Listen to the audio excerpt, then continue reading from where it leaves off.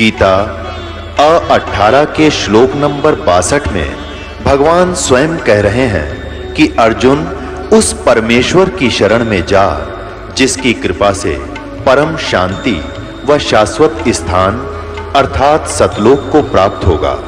वो परमेश्वर कौन है, कहां है, कैसा है, जानने के लिए कृपया अवश्य सुनिए जगत गुरु तत्वदर्शी संत रामपाल जी महाराज के अमृत वचन।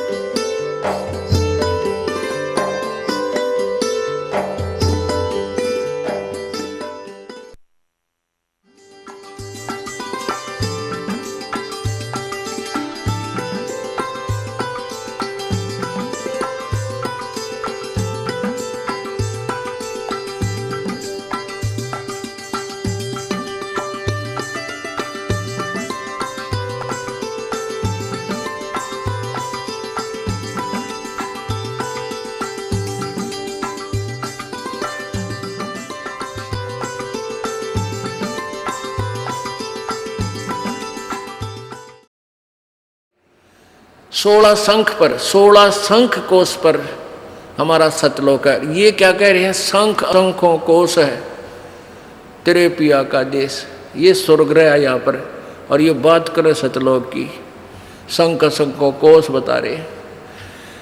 तो यहाँ गड़बड़ेशन हो जाती है, लेकिन फिर भी अब ये मक्खन है, ये भी अच्छे विचार हैं महापुरुषों के, लेकिन ये मक्खन है। अब इसको शुद्ध किया जाएगा और उसके ऊपर से जो फूई आवेगी उसने बाहर फेंक देंगे, शुद्ध रख लेंगे अपना।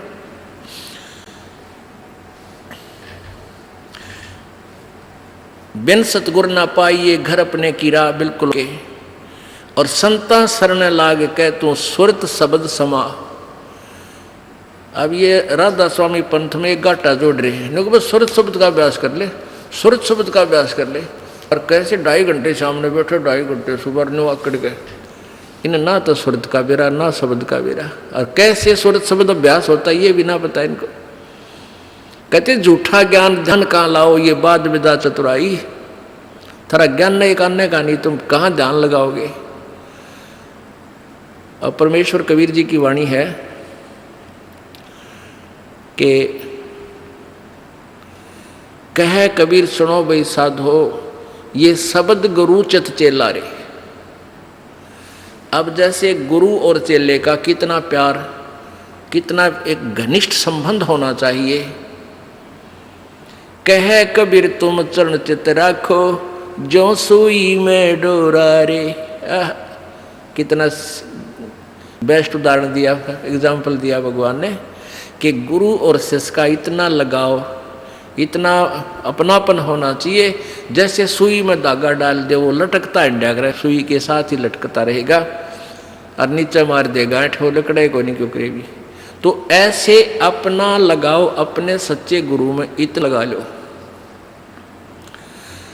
तो ये हुआ गुरु शिष्य का प्रेम, गुरु शिष्य का जो ना आपस में संबंध। जब हम यहाँ से जाएंगे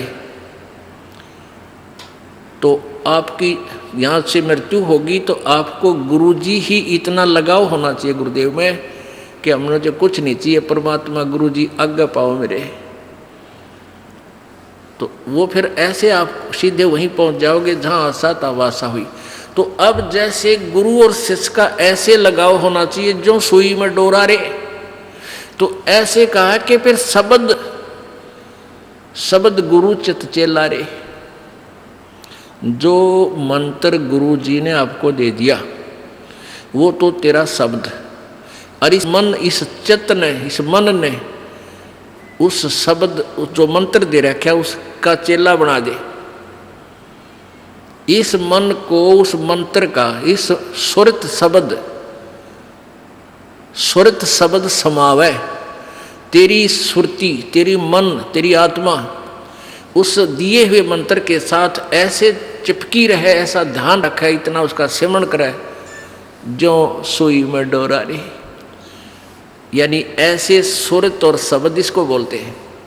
जो गुरुजी ने मंत्र आपको दिया है उसके साथ इस मन को इतना जोड़ दे जैसे गुरु और चेले का प्यार हो। तो अब कहते हैं सुर कहे कबीर सुनो भी साधो, अब शब्द गुरु चित चेला रे। गुरु और शिष्य का जो लगाव है, ऐसा ही इस मन को इस मंत्र के साथ ऐसा लगाव लगा, यानी एक पल भी न दूर ना हो दे। होले सुहागण सुरता त्यार, मालिक गुर जाना है हेतु तो। होले सुहागण सुरता त्यार है तेरा सुन शिखर बरतार, मालिक गिर जाना। ये सुबह आपको सुना दिया था, अब रह कर इसका विश्लेषण कर रहे हैं। अब नित्यानंद जी, ये तो कबीर जी का अमाणी जो आगे आपको सुनाई जा रही है। इससे पहले संतों शरण लाग के सुरत शब्द समाह, संख असंकों को से तेरे पिया का देश, और एक पलक में पाइए ले सतगुरु उपदेश। ये ठीक है कि एक पलक में पाइए ले सतगुरु उपदेश। अब 16 शंख कोश की दूरी पर सतलोक है पाताल लोक से, और पूरे संत से नाम लेने के बाद फिर देर नहीं लगे मालिक पाने की। लेकिन आपके अंदर आपके हृदय में ऐसी श्रद्धा मर्यादा अंतिम श्वास तक बनी रहे। सुन सलहली सैल है गगन मंडल के माँ, और प्रेम बिना पावे नहीं चाहे कोट समाधि ला। जब तक आपका प्यार मालिक नहीं उमड़ेगा, इतना भगवान मिले नहीं, और वर्क डन मिलेगा, किया कर्म अवश्य मिलेगा। जो साधना आप कर रहे हो, भक्ति कर रहे हो, दान कर रहे हो, ये मिल अवश्य, ये जरूर मिल जाएगा, लेकिन मालिक नहीं मिल पाएगा जब तक प्यार नहीं उमड़ेगा। अब कैसे प्यार कैसे उमड़ेगा भाई? जैसे सूरज के आगे बदरा ऐसे कर्म सयारे, भाई प्रेम की पवन करे चित मंजन, फिर जल के तेज नयारे। क्या बताते हैं परमेश्वर गिरिजी, क्या गरीबदास जी महाराज परमेश्वर को पाने की कैसी विधि बताते हैं कि जैसे सूरज के आगे बदरा ऐसे कर्म छयारे, हमारे पाप कर्मों की छाया आत्मा और परमात्मा के बीच में ऐसे होगी जैसे सूरज के सामने घनघोर घटा छा जाती है। वो घटा, फिर वो बादल कैसे वहाँ से दूर होते हैं। तेज हवा चलती है तो बादलों को तितर बितर कर देती है, और सूर्य का प्रकाश फिर ज्यों का त्यों समक्ष होता है। तो ऐसे कहते हैं कि हम आत्मा और परमात्मा के बीच में जो पाप कर्म रूपी जो बादल हैं, उनको कैसे दूर फेंका जाए, कैसे छांटा जाए, कैसे खत्म किया जाए। जैसे सूरज के आगे बदरा ऐसे कर्म छयारे, प्रेम की पवन करे चितवंजन झलक तेज नयारे। प्रेम की पवन, इन पाप कर्मों को काटने का, इनके हटने का क्या लक्षण होता है? आपको यहाँ बुलाया जाता है, ज्ञान सुनाया जाता है, आप जी को मंत्र दिए जाते हैं, आप जी को प्रेरित करके आपके हाथों से 2 पैसे दान करवाए जाते हैं, दंडवत प्रणाम कराई जाती है। इस सब का उद्देश्य है कि आपका हृदय इतना विनम्र हो कि परमात्मा की चर्चा चल की आंखों से आंसू की धारा बह जा, दरिया बह निकले, चर्चा चले एकांत में बैठ के, या कहीं चर्चा चले दाता की, रह कर आंखों में आंसू आने लग जाएंगे। जब मालिक की चर्चा चलेगी तो समझो आपके पाप कर्मों के बादल कटने लाएंगे। जैसे सूरज के आगे बदरा ऐसे कर्म छयारे, ये प्रेम की पवन करे चितमंजन फिर झलक तेज नयारे। तो यहाँ नित्यानंद जी भी इसी का समर्थन कर रहे हैं। सुन सलहली गैल है गगन मंडल के माँ, बिना प्रेम पावे नहीं चाहे करोड़ समाधि ला। और जब तक मालिक में प्यार नहीं होगा, उसकी चर्चा सुनते ही आत्मा में ये झड़ नहीं लगेगा आंसुओं का, तो तब तक बात काची रह रही है आपकी। लेकिन होगा, अभ्यास बढ़ाओ, मालिक की भक्ति करो, ज्ञान सुनो, और अवश्य होगा। यही प्रोसीजर है। किसी के घने बादल हैं, किसी के थोड़े घने हैं, वह भी इसी तरीके से हटेंगे। हवा चलती रहेगी, धीरे धीरे उनको इधर उधर कर दी।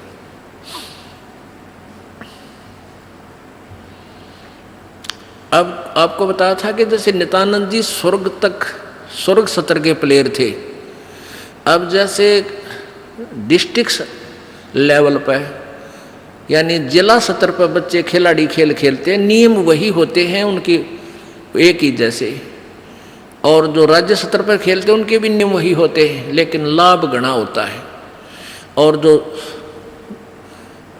राष्ट्रीय स्तर पर खेलते हैं नियम उनके भी वही होते हैं, और जो इंटरनेशनल लेवल पर खेलते हैं नियम उनके भी वही होते हैं। तो नित्यानंद जी जो बता रहे हैं ये वही नियम वही है। अब क्या बताया उस परमात्मा की यहाँ जाने का, परमेश्वर क्या बताते हैं, होले सुहागण सुरता त्यार तुझे माल्य के घर जाना है। अब सुहागण कौन है और कुंवारी कौन है? जिन आत्माओं को पूर्ण परमात्मा संत से प्रभु का नाम नहीं मिला तो वो तो कुंवारी है, और जिनको परमात्मा का नाम मिल गया उनकी सगाई होगी परमात्मा से, गुरु बिचौले ने उनकी सगाई करवा दी। अब जिनको परमात्मा का नाम मिल गया तो आपकी सगाई होगी उस मालिक से, पूर्ण परमात्मा से, और गुरु बिचौले ने आपका यू नाता जोड़ दिया। तो इसलिए कहा कि होले सुहागण सुरता त्यार, जो उपदेशी आत्माएं हैं वो सुहागण हैं, और जिन्हें नाम नहीं लिया है वो अभी कुंवारी हैं। और जो सुहागण होगी जिसकी सगाई हो जाएगी तो वह वही आशा कर सकती है पिया के घर जाने की, कुंवारी का भी कोई ऊद सूद नहीं होती। लेकिन तरीका यही है पिया के घर जाने का, उनको भी सगाई करवानी पड़ेगी, नाम लेना पड़ेगा, गुरु बनाना पड़ेगा। तो उन सुहागन आत्माओं को, उपदेशी आत्माओं को परमात्मा कहते हैं होले सुहागण सुरता त्यार तन माल्य के घर जाना है। अब तुझे वहाँ जाने का तेरा काम बन गया, यानी स्टार्ट हो गया ये प्रोसीजर। ब्याह भी होगा, सगाई हुई है तो ब्याह भी होगा, ब्याह होगा तो फिर सारा काम होगा, पति के घर भी जाएंगे। तो हम स्टार्ट कर चुके हैं, हमारा काम शुरू हो गया। फिर क्या बताते हैं, होली सुहागण सुरता त्यार तुझे मालिक घर जाना है, तेरा सुन शिखर बरतार। सुन शिखर यानी शिखर माने चोटी में, सुन माने सब जहाँ कोई और नहीं, केवल वही एक मालिक और उसका लोक है। सबसे टॉप मोस्ट प्लेस पे वहाँ तेरा पति, तेरा भरतार, तेरा मालिक है। सतलोक में सत्य पुरुष है। वहाँ क्या बताते हैं, रंग महल में रास बिलास अपार है, चलो सकी उस देश सुकंत हमार है। उस रंग महल में सारे ठाठ बाट हैं सतलोक के अंदर, और चलो सखी वहाँ अपना वो मालिक पति है, वो अपना कंत है, अपना प्रभु स्वामी मालिक है, उस लोक में चलो। नहले धोले ओढ़ पैर लेकर 16 सिंगार, आज नहीं ते तड़के परसों तेरे आवेंगे लड़ियार। अब नाना क्या है, धोना क्या है, इस सत्संग रूपी दरिया में, गंगा में अपने अंतःकरण के मैल साफ करे। ओढ़ पैर ले, यहाँ क्या ओढ़ना है, क्या पहनना है, कौन से आभूषण हैं कि साधु जैसा भाव आपके अंतःकरण का दिखे, भक्ता के से लक्षण हो, ये तरह ओढ़ना है। और सील, संतोष, विवेक, दया, भाव हैं, ये इस प्रकार के 16 तरह आभूषण हैं जो एक जैसे लड़कियां, वैसे ही उदाहरण देने पड़ते हैं उन्हीं के आधार से। लड़कियां शादी जब हो जाती है तो आभूषण पहनती हैं इसलिए कि तू अपने पति को अच्छी लगेगी। तो परमात्मा हमारा पति है, वो हम उसको कैसे अच्छे लगेंगे जब हमारे ये आभूषण होंगे, नम्रता होगी, दया होगी, शील, संतोष, विवेक से हम चलेंगे, किसी की आत्मा नहीं दुखावेंगे, हैं, इस दान धर्म करेंगे, सेवा करेंगे, तो तब उस मालिक को हम अच्छे लगेंगे, पसंद होंगे, तब वो हमें स्वीकार करेगा। और सुमन, ध्यान, भक्ति, ये पांचों ये करके अपनी कमाई करके अपना दहेज बना ले। फिर क्या बताते हैं, आज नहीं तो तड़का परसों, या अब तेरा कभी ना कभी जाने का समय अवश्य आएगा। तेरे साथ की कितनी जाली तू क्यों लारी वार, और गुड़िया खेलत न जन्म खो दिया लाया नहीं विचार। पहले हम बालक से थे, आजकल तो वो सारा छूट गया प्रोसीजर, तो मॉडर्न सिस्टम हो गया, बालक खेल भी गेला, कंप्यूटर तो खेल रहे हैं। पहले क्या था, हम छोटे छोटे बालक थे, उस समय जैसे दहेज देते थे लड़कियों को, तो उनका के देश था, ऐसे कोई क्या करते थे, लड़की को भेजना होता था तो उसके लिए कपड़े लाते, तो उसको क्या बताया जाता था कि इसको आगे वाली, इसकी जो ना सास, ननंद, पितृष्ट और आसपास की जितनी लेना देना होता है, तो उनकी न्यों क्या करते, 40 तीड़ अग्निया की लाइयो, 40 सूट, तीड़ तना समझते होंगे आजकल के बच्चे, पहला घाघरा हुआ करता है सब बारह, और उसको ऊपर एक कुर्ता एक चुंदड़ी, उसने तिल बोलिया करते।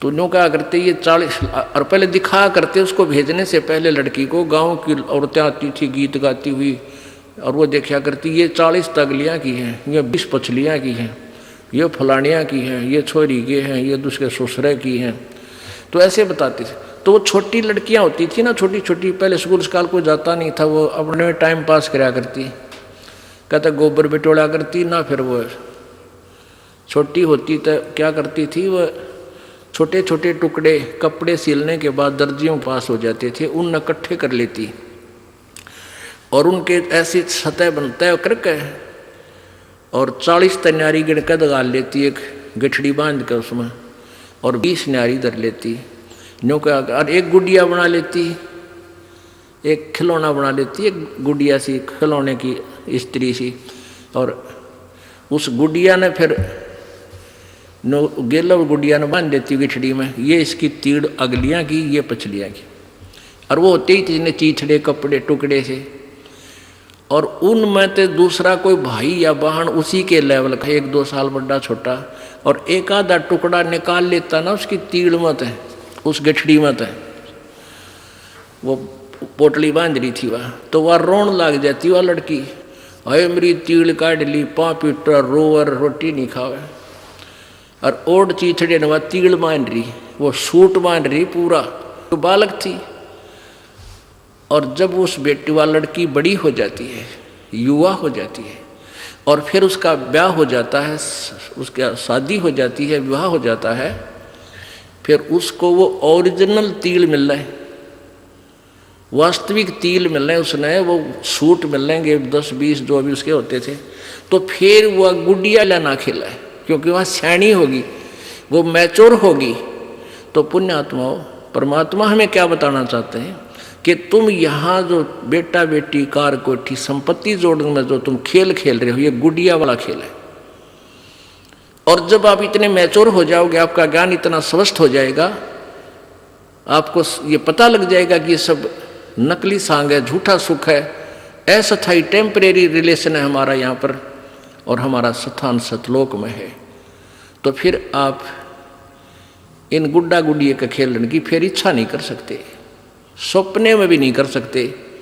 अब जवान लड़की जब उसका ब्याह हो गया और उसके बाद वो ओरिजिनल सूट उसने मिले हैं, फिर उसने वह खेल कर दिखा दे गुड़िया गिला, कदे नहीं खेल सकती। तो आपको जब ये रह कर ये ज्ञान इसलिए सुनाया जाता कि आपका इन गुड्डा गुड़िया के खेल से मन हट जा, आप इतने मैच्योर हो जाओ, आपको वास्तविकता का पता लग जावे।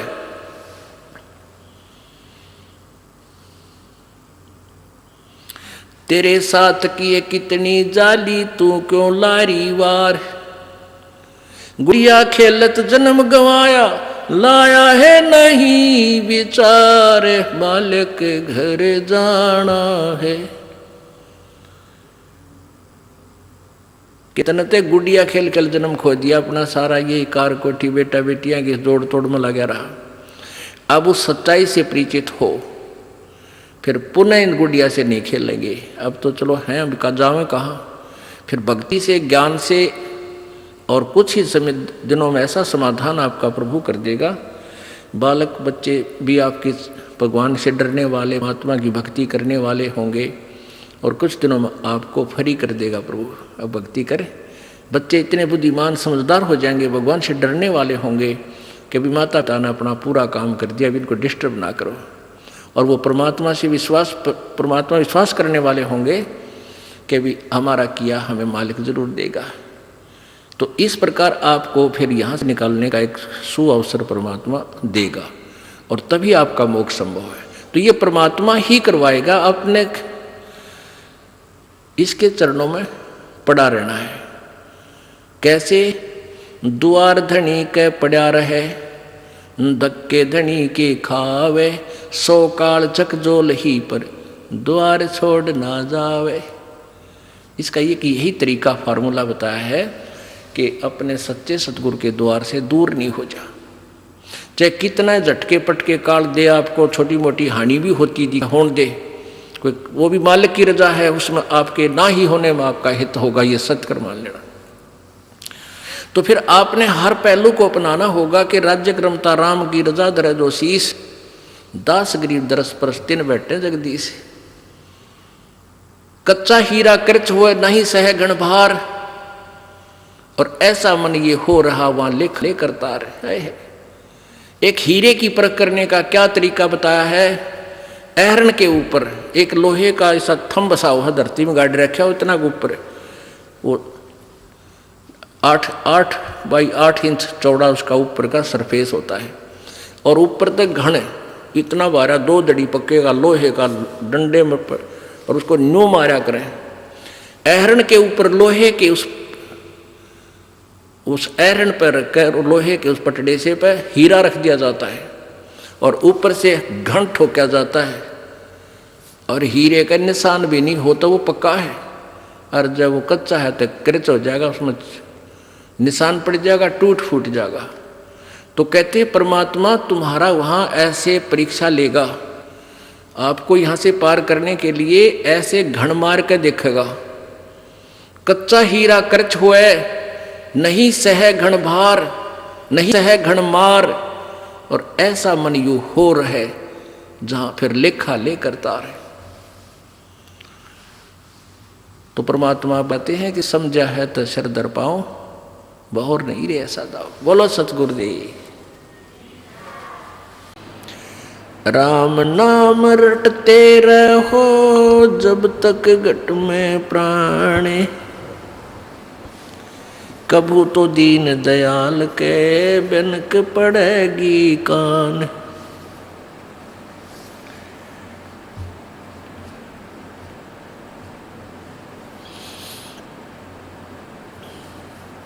परम पिता परमात्मा पूर्ण ब्रह्म सर्व सृष्टि रचनहार कुल मालिक कबीर देव कबीर साहब कबीर अल्लाह अल्लाहु अकबर, ये वही परमात्मा है जो बनारस में, काशी में, भारतवर्ष की पवित्र भूमि पर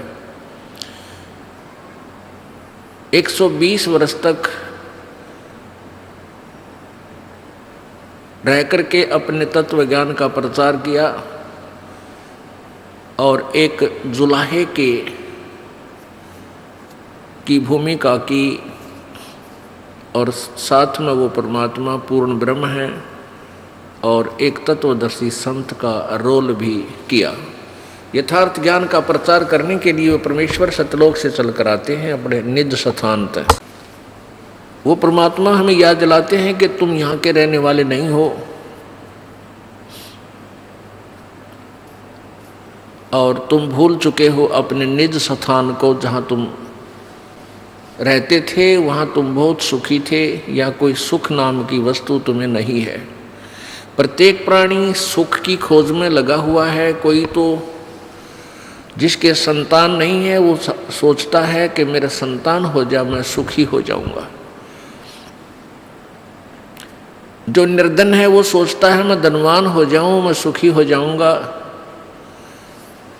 कोई व्यक्ति है जिसके पास थोड़ा बहुत धन है वो सोचता है कि मैं कोई एमएलए मंत्री बन जाऊं मेरी मौज हो जाएगी। एमएलए मंत्री बनने के बाद उसकी नीयत बन जाती है कि मुख्यमंत्री बन जाऊं, शायद मेरे ठाठ हो जाएंगे, मौज हो जाएगी, सुख होगा। वहाँ भी उसको सुख नहीं। फिर उसकी नीयत बनती है कि प्रधानमंत्री बनूं, शायद तब मेरी मौज होएगी। लेकिन यह सुख नाम की चीज किसी को नहीं है। प्रत्येक प्राणी पीड़ित है। ऊपर से हमें ऐसा लगता है जैसे ये सुखी है, लेकिन अंदर से उसको घुन की तरह टेंशन खा रही होती है। अब सतलोक के जो हम जहाँ से हम आए थे उस स्थान का भेद हमारे को किसी ने नहीं दिया, क्योंकि काल भगवान जिसके लोक में हम फंसे पड़े हैं, इसने हमें बंदी बना करके यहाँ रोक रखा है, हमारी दुर्गति कर रखी है। अब जिस लोक के हम रहने वाले हैं उस देश का वो मालिक आता है, हमारा पिता आता है, जो हम गलती से इस काल के जाल में फंसे हुए उनको समझाता है कि तुम्हारा मूल ठिकाना नहीं है। तुम्हें क्यों नहीं पता लगा? पीछे गए ना आगे गए ना बावड़े, रहते भी सब जहां, बिन साहिब की बंदगी कहीं ठोर ठिकाना ना। परमात्मा कहते हैं भाई पहले जो चले गए तुम्हें छोड़कर, वो काल ने भ्रमित कर दिए, कहीं के कहीं पटक दिए ठाकर, वो तो वापस आए नहीं।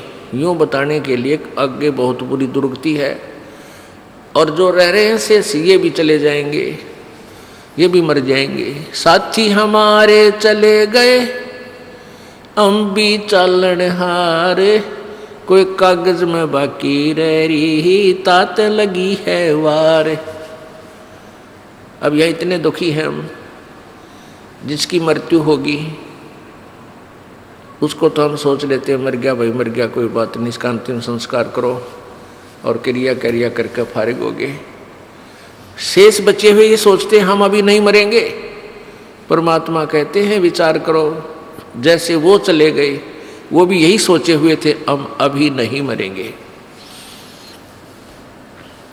साथी हमारे चले गए और हम भी चालनहार।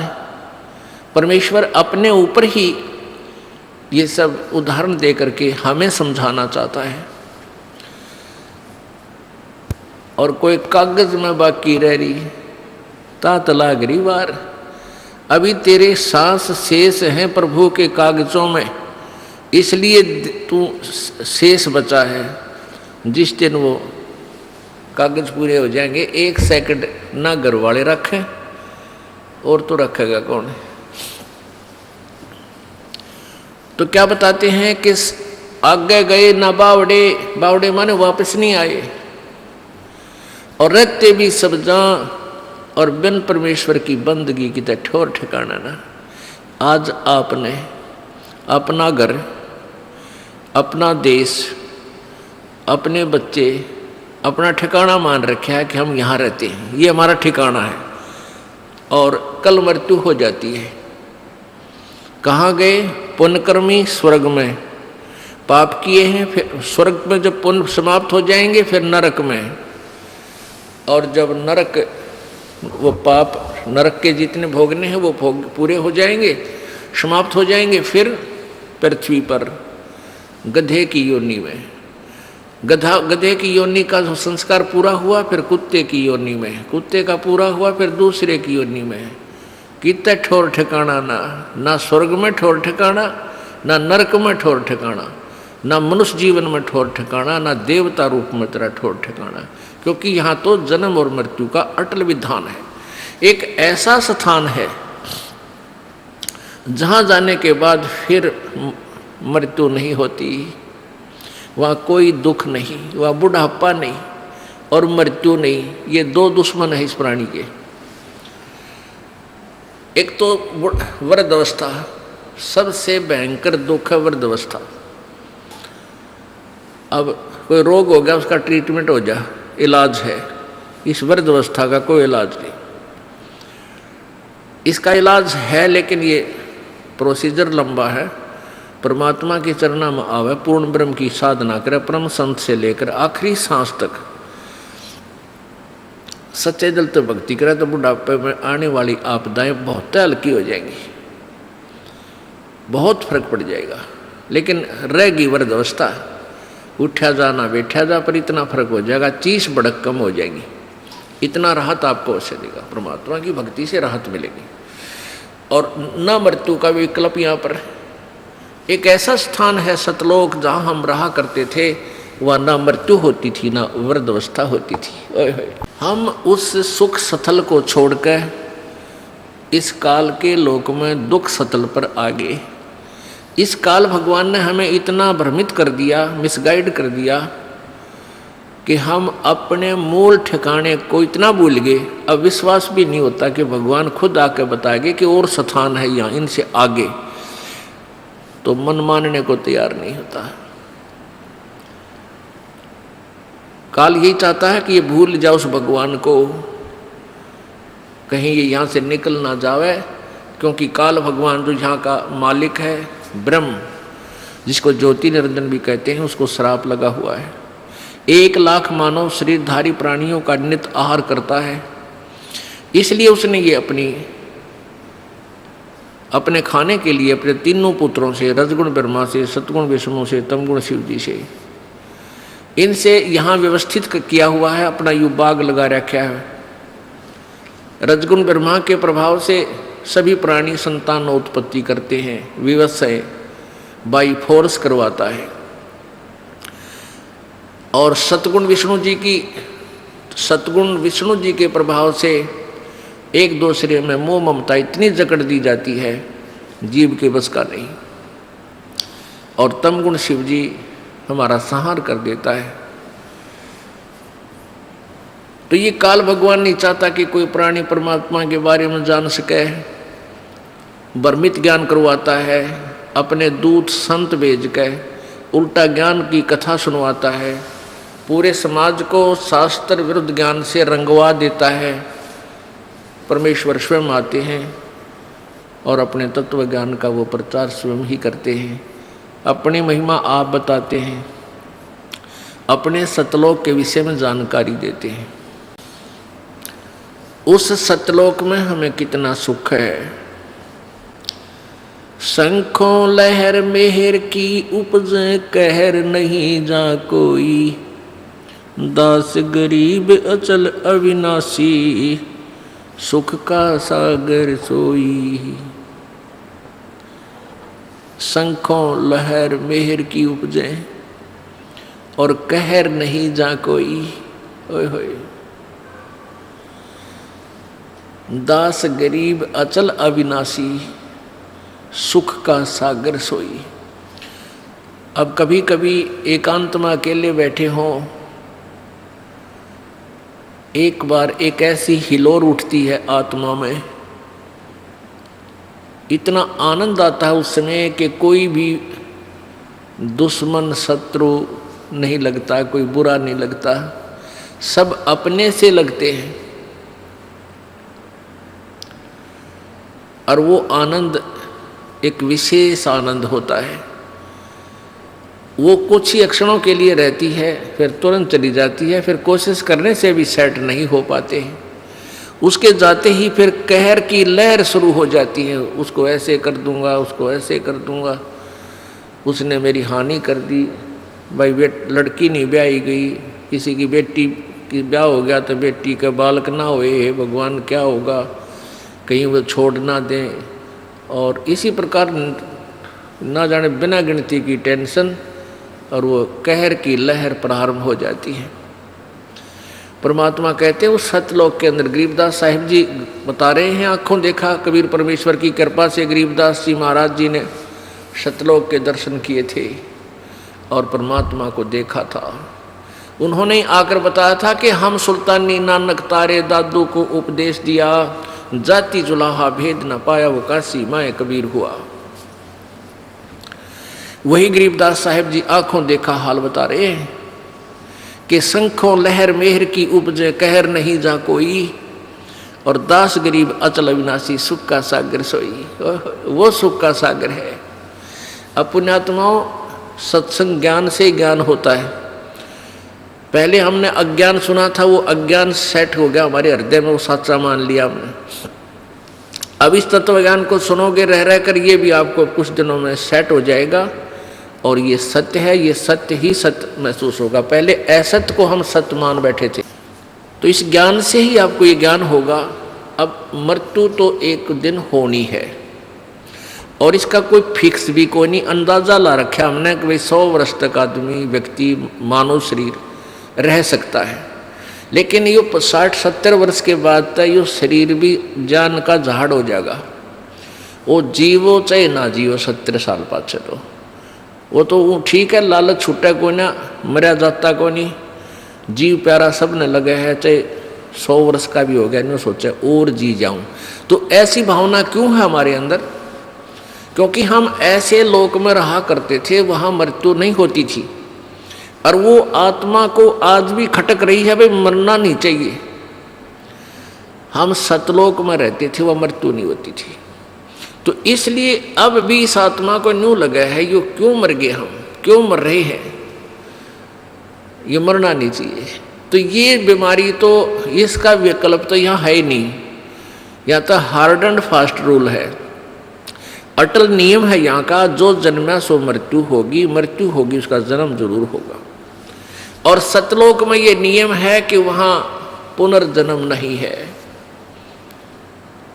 वहाँ वृद्ध अवस्था नहीं है, युवा शरीर रहेगा, सदा युवा शरीर रहेगा, किसी चीज़ का अभाव नहीं, कोई वहाँ काम नहीं, और ये हार्ड चाम का शरीर नहीं।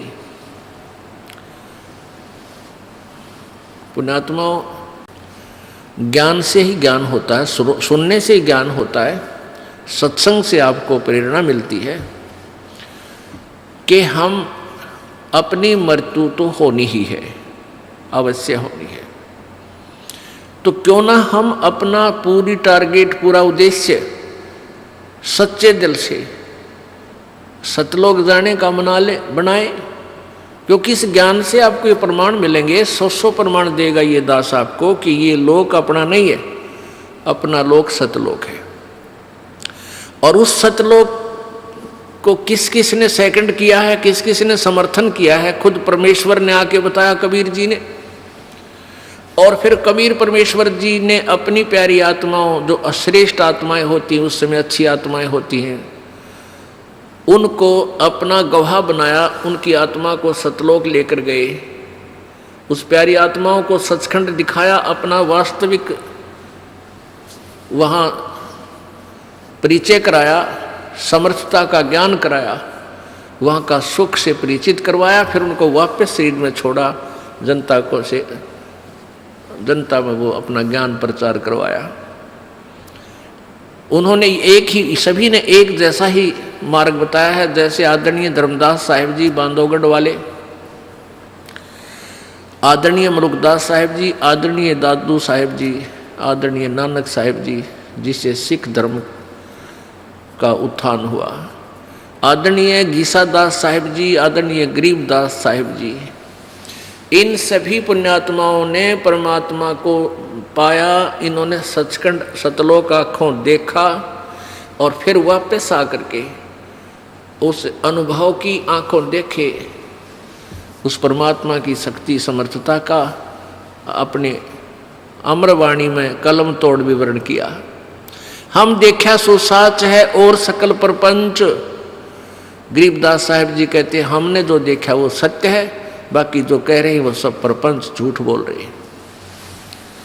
तो पुण्यात्माओं, क्या आवश्यकता थी उन महापुरुषों ने, नानक साहिब जी ने या गरीबदास साहिब जी ने सचखंड के बारे में डंडोरा पीटन की? यदि वो स्थान ना होता तो वो सत्य है। हमने अभी तक जो ज्ञान सुना था स्वर्ग तक, अब स्वर्ग से आगे हमारी बुद्धि काम करे नहीं थी। अब हमें ज्ञान हो गया, अब हम अपना तन मन धन से उस सतलोक में जाने का प्रयत्न करेंगे। पुण्यात्माओं, सुअवसर है। परमेश्वर ने काल से कहा था कि सतयुग में, काल ने कहा था परमेश्वर कबीर जी से कि 3 युगों में जीव आप कम ले जाना, और चौथा युग जब कलयुग आवे तब तब शरण जीव बहु जावे। ऐसा वचन हर मोय दीजै तब गवन संसार ही कीजै।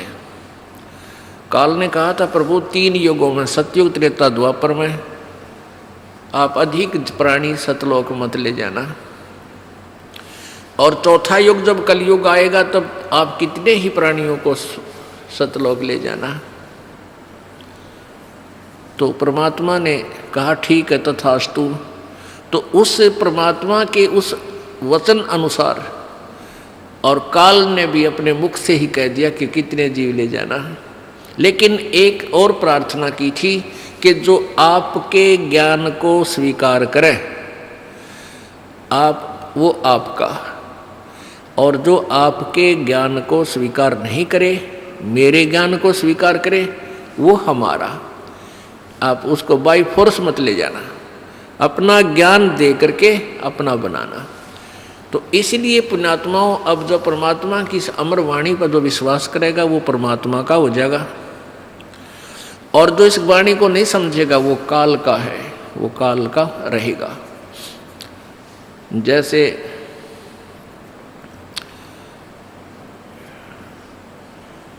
ये कोयल होती है, कोयल ये अपना अलग घोंसला बना के अपने अंडे उत्पन्न नहीं करती, क्योंकि ये कौवे जो होते हैं कोयल के अंडों को खा जाते हैं। वो क्या बुद्धिमत्ता करती है कि मादा कौवी जो होती है, मादा कौवा कौवी, वो जहाँ भी उसने अंडे उत्पन्न कर रखे होते हैं घोंसले में, जब वो कहीं इधर उधर चुग्गा चुगने जाती है, आहार के लिए बाहर जाती है, तो मादा कोयल तुरंत वहाँ जा कर के अंडे उत्पन्न कर देती है। 2 उस कौवी के होते हैं, कौवे के अंडे होते हैं, और 2 कोयल के। अब वो कौवी वापस आती है, वो देखती है 4 अंडे हैं, वो पहचान नहीं पाती है मेरे कौन से हैं, इसलिए वो चारों के चारों की परवरिश कर देती है, उनको सेक करके मैच्योर बना देती है, बच्चे निकाल देती है। अब कोयल और काग के बच्चों में कोई अंतर नहीं होता जब तक वो छोटे होते हैं। अब वो मादा जो कोयल होती है वो देखती रहती है कि तेरे बच्चे इस घोंसले में हैं और इन चरवा मत हैं, वो भी नहीं पहचान पाती है कि मेरे कौन से हैं।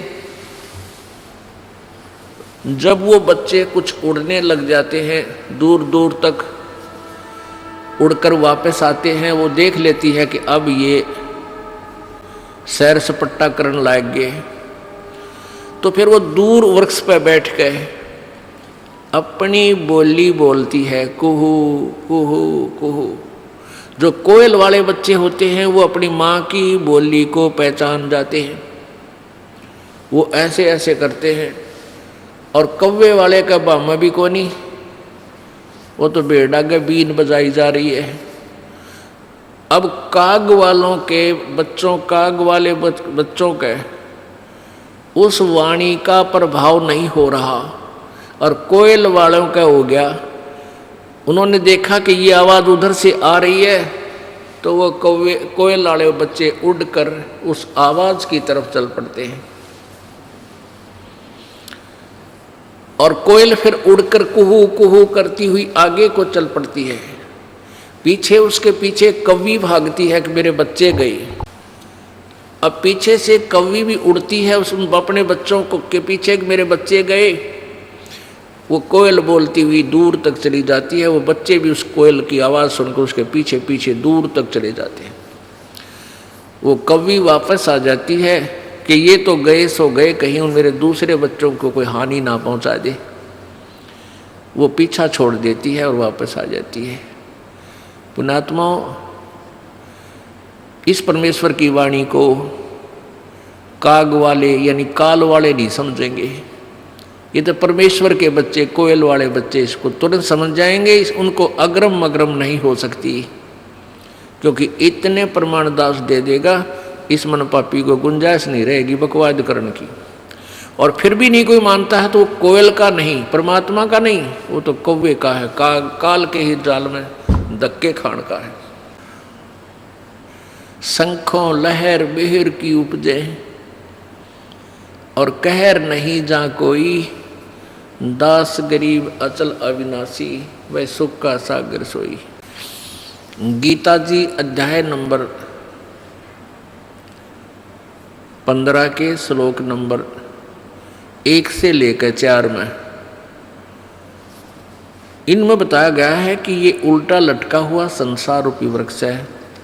ऊपर को मूल मालिक वो परम दिव्य पुरुष यानी परम अक्षर ब्रह्म तो समझो इस संसार रूपी वृक्ष की मूल है। मूल माने जड़, वृक्ष की जड़ें और तना और नीचे को तीनों गुण रूपी शाखा हैं। 15वें अध्याय के प्रथम श्लोक में बताया है कि इस उल्टे लटके हुए संसार रूपी वृक्ष के पत्तों सहित और शाखा सहित ऊर्ध्व मूलम अधः शाखम, ऊपर को जड़ और नीचे को शाखा वाला ये संसार रूपी पीपल का वृक्ष जानो। और जो संत इसके सभी विभाग बता देगा, तना कौन है, डार कौन है, टहनी कौन भगवान है, शाखा कौन भगवान है और पत्ते कौन है, यानी सभी पार्ट अलग अलग से विभाग बता दे, स वेदवित वो वेद के तात्पर्य को जानने वाला है, अर्थात वो तत्वदर्शी संत है। गीता जी अध्याय नंबर 4 के श्लोक नंबर 32 में कहा है कि पहले जो 25 से लेकर 30 में जो क्रियाएं बताई हैं साधकों की, वो सभी साधक अपनी क्रियाओं को, अपनी साधना को पाप नाशक जानकर ही कर रहे हैं। लेकिन उस चौथे अध्याय के 32वें श्लोक में कहा है गीता जी में कि उस सच्चिदानंद घन की वाणी में ब्रह्मणे मुखे, अनुवादकर्ताओं ने ब्रह्मणे मुखे का अर्थ गलत किया है। इस दास के द्वारा किया हुआ अनुवाद गहरी नजर गीता में आप पढ़ सकते हो यथार्थ रूप में। सच्चिदानंद घन की वाणी उन्होंने वेद की वाणी लिख दिया ब्रह्मणे मुखे। ब्रह्मणे माने वेद लिख दिया, नहीं, ब्रह्मणे माने सच्चिदानंद घन परमेश्वर यानी परम अक्षर ब्रह्म पूर्ण परमात्मा कबीर वाणी, कबीर जी की वाणी में विस्तार से कहे गए हैं। उनको चौथे अध्याय के 34वें श्लोक में कहा कि उस ज्ञान को जो परमेश्वर की वाणी में, जो गीता और वेदों से भिन्न है, एक्स्ट्रा है, अलग है, उस तत्व ज्ञान को तू तत्वदर्शी संतों के पास जाकर समझ, उनको दंडवत प्रणाम करने से और कपट छोड़ के जा प्रसन्न करने से वो तत्वदर्शी संत आपको भेद बताएंगे। वो तत्वदर्शी संत कैसा होगा उसकी पहचान बताई है 15वें अध्याय के प्रथम श्लोक में कि जो इस उल्टे लटके हुए संसार रूपी वृक्ष के सभी पार्ट बता दे न्यारे न्यारे। सवेदवित वह वेद के तात्पर्य को जानने वाला है, अर्थात वो तत्वदर्शी संत है। वो तत्वदर्शी संत की भूमिका परमेश्वर ने स्वयं ही की है। आप आरती, आप साजे, आप किंगर, आप बाजे, आप ताल झांझ झनकारा, आप नचे आप देखने आ रहा। कह कबीर ऐसी आरती गाऊं, आपा मध्य आप समाऊं। वो परमात्मा ने स्वयं ही रोल किया है, स्वयं एक दास का रोल किया है। एक गरीब व्यक्ति बनके राम रटत दारिद्र भलो, टूटी घर की छान, वो सुंदर महल किस काम के जहाँ भक्ति नहीं भगवान। तो परमात्मा ने गरीब से गरीब पुअर निर्धन की भूमिका की कि कहीं कोई किसी का वहम रह जावे कि भाई परमात्मा प्राप्ति तो धनी लोग ही कर सकते हैं, क्योंकि वो भंडारे भी कर सकते हैं, वो धर्मशाला भी बनवा सकते हैं। पुण्यात्मा धनी और निर्धन सभी परमात्मा पा सकते हैं, लेकिन संत पूरा हो, उनकी नीयत साबित हो, श्रद्धा पूरी हो, आजीवन मर्यादा में रहें, दोनों पार होंगे। तो परमात्मा ने आप पे आके बताया अपना सारा ज्ञान। स्वयं एक गरीब बनकर कहा कि देखो मैं कितना गरीब हूँ, और जुलाहा जाति में, क्योंकि जब परमेश्वर आए ये छुआछूत की आग घनी लगी हुई थी, चरम सीमा प्रति छुआछूत, इन शूद्र वर्ण के व्यक्तियों से ये ब्राह्मण लोग विशेषकर 10 कदम दूर रहा करते थे और कहते थे ये भक्ति के योग्य नहीं है। परमात्मा ने यही हमारी भ्रमणा तोड़ी थी कि परमात्मा की दृष्टि में सभी आत्मा एक हैं। ये वर्ण और जाति और धर्म तुम बना बैठे भगवान के दरबार में, ना वर्ण है, ना जाति है, ना कोई धर्म है। अलग से धर्म नहीं है, एक ही धर्म है, मानव धर्म। जिसके अंदर इंसानियत है वो धार्मिक व्यक्ति है, अन्यथा नहीं है। और स्वयं ही एक तत्वदर्शी संत की भूमिका की। उस समय के सभी विद्वानों को मालिक ने छक्के छुड़ा दिए थे, लेकिन वह कर्म ठोक मान्य नहीं। वो संस्कृत भाषा जानते थे, समाज अशिक्षित था, इसलिए उन नकलियों का दाव लगा रहा कि कबीर झूठ बोलता है, कबीर जी झूठ बोलते हैं, ये वेदों और शास्त्रों को नहीं पढ़ सकते क्योंकि ये अशिक्षित है। यजुर्वेद अध्याय नंबर 40 के श्लोक नंबर 10 से 13 तक 2 बार प्रमाण दिया है कि वेद ज्ञानदाता ब्रह्म बोल रहा है कि परमात्मा के विषय में विशेष जानकारी वो तत्वदर्शी संत बताएगा, उससे पूछो। इससे सिद्ध है कि वेद ज्ञान से भी अलग कोई और ज्ञान है। उसमें यह भी कहा है कि कोई तो जिसने अक्षर ज्ञान हो गया उसको विद्वान कह देते हैं। किसी ने MA BA कर ली, विद्वान कहला दिया किसी एक लैंग्वेज में या 2 लैंग्वेज में, और जो शिक्षित नहीं है उसको अविद्वान कह देते हो। नहीं, विद्वान और अविद्वान की परिभाषा भी वो तत्वदर्शी संत बता होगा। विद्वान किसे कहते? तो कबीर परमेश्वर जी विद्वान थे, वो संस्कृत की भाषा जानने वाले विद्वान कहलाते थे। वो विद्वान नहीं थे क्योंकि उनको अपने संत ग्रंथों का ज्ञान नहीं था, ना वो वेदों से परिचित थे, ना वो पुराणों से परिचित थे, जिनकी ओट में डंडोरा पीटा करते। तो परमात्मा ने स्वयं ही आकर बताया, तत्व ज्ञान अपनी महिमा आप पर बताई। अक्षर पुरुष एक पेड़ है, निरंजन वा की डार, ये तीनों देवा शाखा है, भाई पात रूप संसार। परमेश्वर ने स्वयं आकर बताई अपनी महिमा, अपने द्वारा रची सृष्टि का ज्ञान वो स्वयं ही बताते हैं, और को नहीं मालूम बिल्कुल भी। ये अक्षर पुरुष एक पेड़ है, जो जमीन से बाहर नजर आता है उसको पेड़ बोलते हैं। ये समझो एक पेड़ है, जमीन से बाहर जो नजर आता है, दृष्टिगोचर हो रहा है, उसको पेड़ बोलते हैं। तो ये एक पेड़ है। परमात्मा ने क्या बताया है कि अक्षर पुरुष, ये अक्षर पुरुष तना जो है,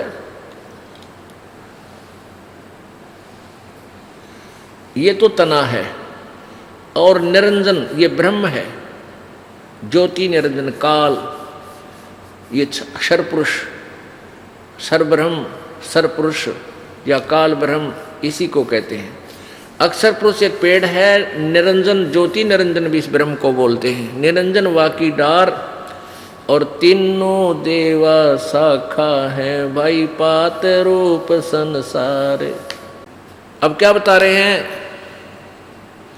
परमात्मा ने पूरा विभाग बता दिया, और फिर ये जड़ जो बाहर गुप्त है, प्रोक्ष है, जो भगवान, ये जड़ कौन है? ये पूर्ण ब्रह्म परमेश्वर परम अक्षर ब्रह्म है। अब दूसरे शब्दों में हम इसको ऐसे कह सकते हैं, ये पूर्ण ब्रह्म कबीर साहिब है, परम अक्षर ब्रह्म यही कहलाता है। ये संसार रूपी वृक्ष की मूल है, जड़ है। अब इस जड़ से खुराक चलती है, तना में आती है, तना से डार में, डार से टहनियों में, शाखाओं में, शाखाओं से फिर पत्तों में। हम यहाँ पात रूप संसार।